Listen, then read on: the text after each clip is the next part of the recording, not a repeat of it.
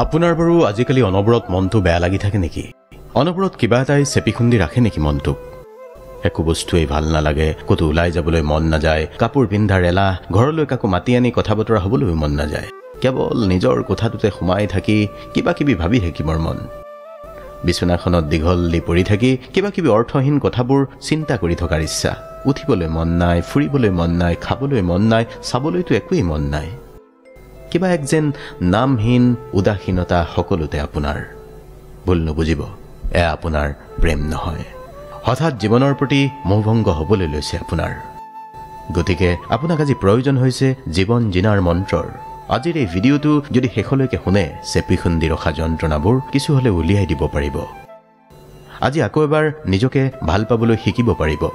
শুনক, জীৱনটো হৈছে এক আত্ম উপলব্ধিৰ বাট, যি বাটত আপুনি খুটি খুটি জীৱনৰ অভিজ্ঞতা বুটলি জীৱনটো আগুৱাই নিব পাৰিব লাগিব। য'ত লাহে লাহে মনুষ্যৰ অন্তৰাত্মাত আধ্যাত্মিক উপলব্ধিও আপোনা আপুনিয়ে আহি যাব। আজিৰ কথাখিনি ক'বলৈ গৈ ভাবিছোঁ, ক'ৰ পৰা আৰম্ভ কৰোঁ?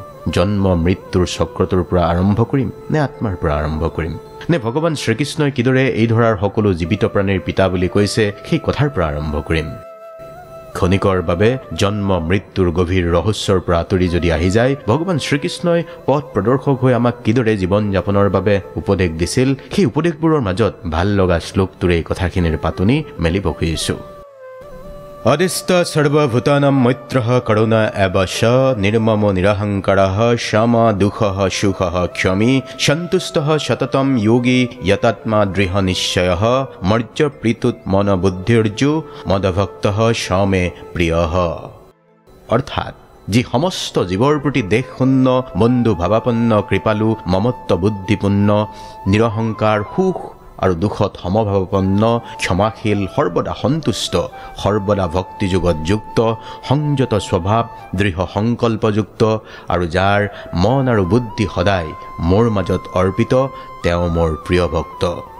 যাৰ পৰা কোনো উদ্বেগ প্ৰাপ্ত নহয়, যি কাৰো দ্বাৰা উদ্বেগিত নহয় আৰু যি হৰ্ষ, ক্ৰোধ, ভয় আৰু উদ্বেগৰ পৰা মুক্ত, তেওঁ মোৰ অত্যন্ত প্ৰিয়।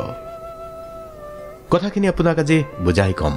জীৱন যেতিয়া আপুনি মই পাইছোঁ, তেতিয়া সকলোৱে যাপন কৰোঁ বা যাপন কৰা উচিত। কিন্তু ভগৱানে যিবোৰ কামৰ বাবে প্ৰিয় ভক্ত হয় বুলি কৈছে, তাৰ অৰ্থ এয়াই যে তেনে মানুহৰ মাজত সমস্যা নাই।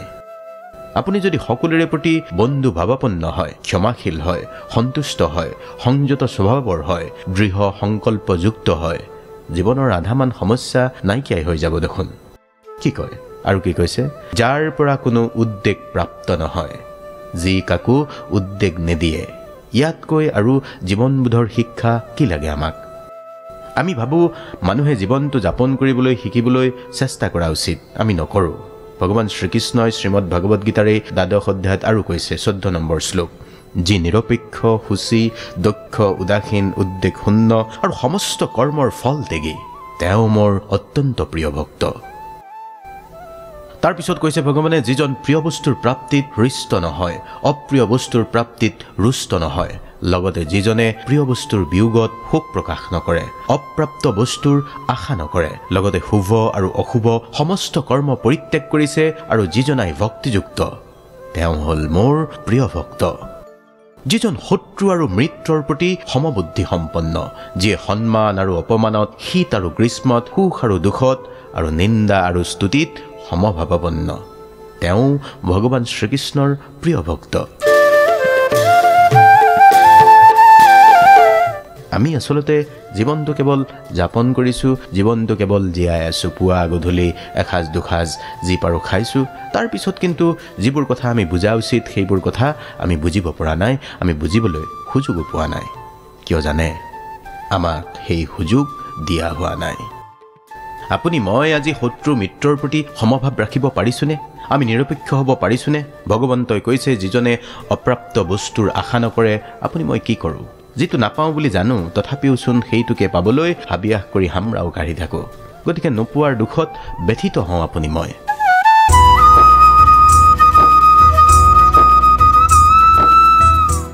আৰু আমাৰ বেছিভাগ মানুহৰ সমস্যাটো ক'ত জানে? আমি লোকলৈ বুলি কাঠ খৰি এডালো নিদিওঁ আৰু আমি মনে মনে ভগৱানক প্ৰাৰ্থনা কৰোঁ, ভগৱান আমাক এটা বৃহৎ অট্টালিকা দিয়া। আমাৰ জীৱন যাত্ৰাত লাগেৰ তালিকাখন যে কিমান দীঘল নিজেই কৰি পেলাও আমি গম নাপাওঁ। আজি অলপ আমি ভাবিব লাগিব। ভগৱান শ্ৰীকৃষ্ণই আৰু কৈছে সমহ শত্ৰু সমিত্ৰেশ তথা মানা পমানায়হ শীতুষ্ণ সুখ দুখেষু সমহ সঙ্গ বিবৰ্জিত। অৰ্থাৎ যিজন কুসংগ বৰ্জিত সংযত যাৰ বাক যৎকিঞ্চিত লাভতেই যি সন্তুষ্ট, যিজন স্থিৰ বুদ্ধি সম্পন্ন আৰু মোৰ প্ৰেমময় সেৱাত ব্ৰতী, তেনে ভক্ত মোৰ অত্যন্ত প্ৰিয়। বেয়া কামটোৰ প্ৰতি আকৰ্ষণ আমাৰ সকলোৰে বেছি। ভালটো আমি আলোচনা কৰিবলৈও বেয়া পাওঁ, শুনিবলৈও বেয়া পাওঁ। ভাল আমি একোৱেই গ্ৰহণ নকৰোঁ। মুখৰোচক কিবা এটা পালেই আলোচনা কৰিবলৈ আপোনাৰ মোৰ সংগীৰ অভাৱ নাই। অথচ আপুনি ভাবক, ভাগৱত গীতাৰ বা ভগৱান শ্ৰীকৃষ্ণৰ বাণীৰ কথা পাতিবলৈ কাৰোবাক ফোন কৰা হয় জানো? এইখিনিচোন নুবুজিলোঁ। ভগৱান শ্ৰীকৃষ্ণই কোৱা ধৰণে আমি যদি কুসংগ বৰ্জিত হৈ চলোঁ, সংযত বাক মানে জুখি মাখি যদি কথা কওঁ, য'ত কিঞ্চিত লাভ যি পালোঁ তাতেই যদি সন্তুষ্ট হওঁ, তেন্তে জীৱন জীয়াবলৈ কষ্টটো নহয়। আচলতে আপুনি, মই, আমি সকলোৱে হাঁহিবই জনা নাই, সুখ সন্তুষ্টি ল'বই জনা নাই। ভগৱান শ্ৰীকৃষ্ণই গীতাৰ ৪ৰ্থ অধ্যায়ৰ ২২ নম্বৰ শ্লোকত আৰু কৈছে, যিজনাই অনায়াসে যি লাভ কৰে সেইখিনিতেই সন্তুষ্ট থাকে, তেওঁ সুখ দুখ ক্ৰোধ দ্বন্দ্বৰ দ্বাৰা বশীভূত নহয়। আৰু যিজনে কাৰ্যৰ সাফল্য আৰু অসাফল্যত বিচলিত থাকে, তেওঁ কৰ্ম সম্পাদন কৰিলেও কৰ্মফলৰ দ্বাৰা কেতিয়াও আবদ্ধ নহয়। যদি বুজা নাই অলপমান বুজাই কৈছোঁ। আপোনাৰ মুখৰ হাঁহিটোৰ সৈতে এই শ্লোকটোৰ কি সংযোগ আছে? এই পৃথিৱীত সকলো বস্তু, সকলো ঘটনা পৰিঘটনাৰে দুটা ফাল, এটা মুদ্ৰাৰো দুটা পিঠি। ভগৱানৰ সৃষ্টিৰ মাহাত্ম্য চাওক, ২৪ ঘণ্টাটো দুটা ভাগ, এটা দিন এটা নিশা। আৰু কিমান যে কথাত দুটা দুটা ভাগ আছে। মিঠা আছে যদি, টেঙা আছে, গৰম আছে, ঠাণ্ডা আছে, বৰষুণ আছে, খৰাং আছে। প্ৰাকৃতিকভাৱে এই ধৰাত সকলো বস্তুতেই দুটা দুটা ভাগ আছে। এটা দ্বৈত দৃষ্টিভংগী বা দ্বৈত ধাৰণা আছে। আনন্দ যদি আছে এই পৃথিৱীত, বিষাদো আছে। জয় যদি আছে, পৰাজয় নাই জানো? যেতিয়া দুটা দলে কিবা এখন খেলত ভাগ লয়, তেতিয়া এটা দলৰ পৰাজয় নিশ্চিত। নিশ্চিত পৰাজয়ৰ কথা জানিও ক্ৰীড়াংগনত কিমান উদ্যমেৰে একোটা দল জঁপিয়াই পৰে। পৰাজয়ৰ কথাটো কোনো এটা দলেই নাভাবে, তথাপি কোনোবাটো দলৰটো পৰাজয় হয়েই। খেলপথাৰত যুঁজি যুঁজি হাৰি গৈও তেওঁলোক পৰাজিত নহয়। এখন, দুখন, তিনিখন, চাৰিখন খেলত পৰাজিত হৈও কোনো এটা দলেই কেৱল পৰাজয়ৰ গ্লানিত খেলিবলৈ এৰি দিয়া ঘটনা এই পৃথিৱীত ঘটা নাই।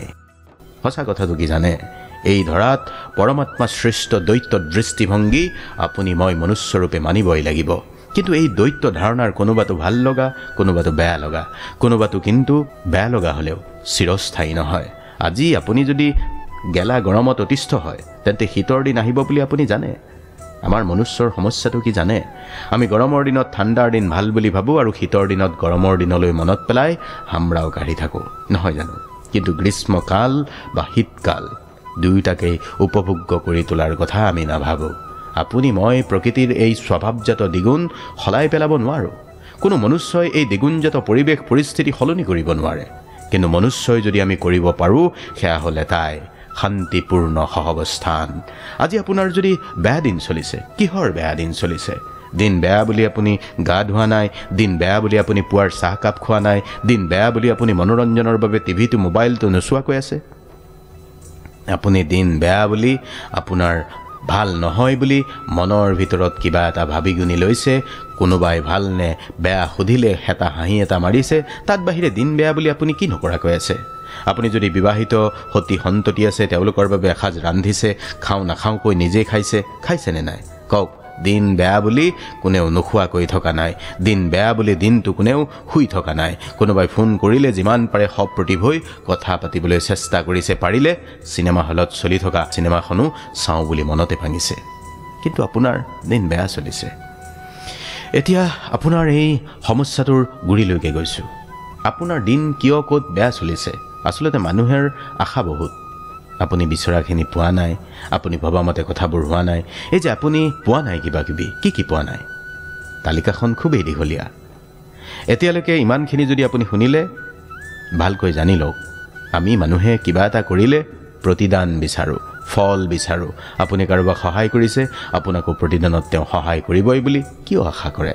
আপুনি কাৰোবাক ভাল পাইছে, প্ৰতিদানতো তেওঁ আপোনাক ভাল পাবই লাগিব, ক'ত কথা দিয়া আছে? আপুনি কাৰোবাক সন্মান দিছে, তেওঁ আপোনাক সন্মান দিবই লাগিব বুলি কি কথা আছে? আমি মনুষ্যই প্ৰায় প্ৰতিটো কাম কথাতেই এটা ফল আশা কৰোঁ।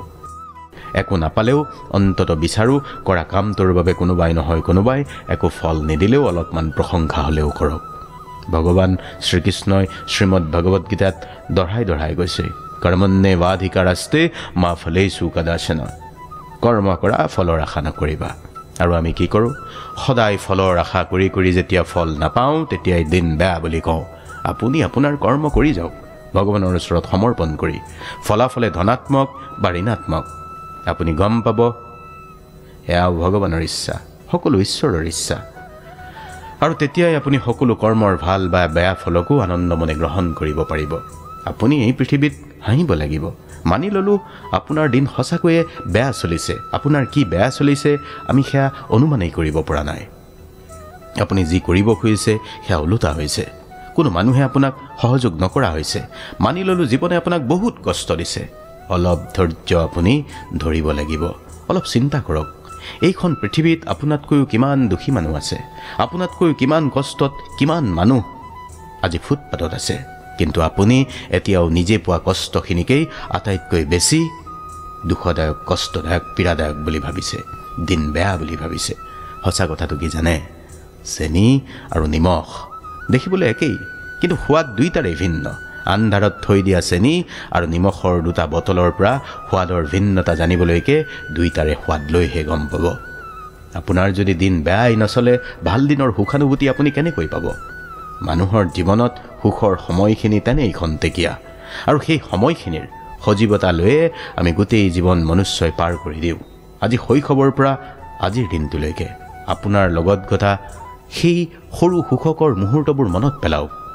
যদি সদায় একেই ভাত চাউল খাই থাকিও কোনোবা বিশেষ এসাঁজ ভাতৰ কথা আপোনাৰ মনত ৰৈছে, তেনেহ'লে জানিব আপুনি আপোনাৰ জীৱনত সুখৰ মুহূৰ্তও তেনেকৈয়ে সঞ্চিত কৰিছে। সদায় সফল হ'ম বুলি আমি মনুষ্যই আশা কৰোঁ। আশা কৰোঁতে সামান্য যেতিয়া হিনদেৰি হয় তেতিয়াই দিন বেয়া চলিছে বুলি ভাবোঁ। মনত ৰাখিব, সাফল্য কেৱল মাত্ৰ এটা শব্দ নহয়। সাফল্যৰ বাবে সপোন দেখিব লাগিব। সপোন দেখিলেই নহ'ব, টোপনিৰ পৰা উঠি সেই সাফল্যৰ সোপান বগাবলৈ পৰিশ্ৰম কৰিব লাগিব, কৰ্ম কৰিব লাগিব। গোটেই জীৱন আমি সাফল্যৰ পিছতেই দৌৰি থাকোঁ। আজি আমাৰ সন্তানকো শিকাওঁ জীৱনত সফল হ'বই লাগিব। সাফল্য কি বুজিলেই নহ'ব। সাফল্য লাভৰ বাবে চেষ্টা কেনেকৈ কৰিব লাগে তাকো শিকিব লাগিব, শিকাব লাগিব। আজি আপোনাৰ দিন বেয়া বুলি ভাবি আছে। একদম মূল প্ৰশ্নটো কৰিছোঁ, দিন ভাল কৰিবলৈ আপুনি কি কৰিছে? আপোনাৰ ফালৰ পৰা দিন ভাল কৰিবলৈ চেষ্টা আৰম্ভ কৰিছেনে? উঠক, আপোনাক কোনোবাই দুখ দিছে, কষ্ট দিছে, কোনো কথা নাই। উদ্যমেৰে আজিৰে পৰাই কৰ্মত প্ৰবৃত্ত হওক। দিন ভাল কৰাটো এটা খেলাৰ নিচিনা। এই খেলখনতো মূল খেলুৱৈ কেৱল আপুনি আৰু আপুনি। আপোনাৰ যদি দিন ভাল কৰিব লাগে বেয়াৰ পৰা, তাৰ বাবে প্ৰথমটো খোজ আপুনিয়ে দিব লাগিব। প্ৰথমটো প্ৰচেষ্টা আপোনাৰ পৰাই আৰম্ভ হ'ব লাগিব। আপুনি পাৰিব। কিমান জীৱনত বাধা বিঘিনি, কিমান জটিল অংক সমাধান কৰি আজি আহি আপুনি এই স্থানত উপনীত হৈছে। আজি আৰু এই বয়সত আপুনি দিন বেয়া বুলি বহি থাকিব? কোনোবাই আপোনাৰ দিন ভাল কৰি দিব বুলি আশা পালি থাকিব? তেনেকুৱা নকৰিব।